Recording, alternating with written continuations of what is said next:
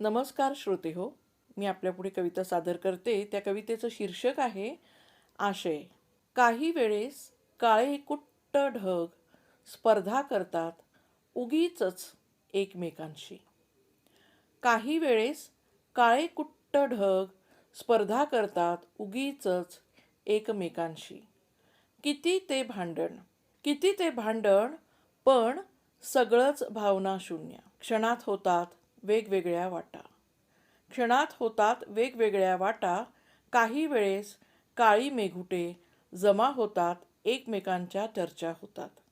काही वेळेस काळी मेघुटे जमा होतात एकमेकांच्या चर्चा होतात अन एकमताने संवेदनांची होते बरसात.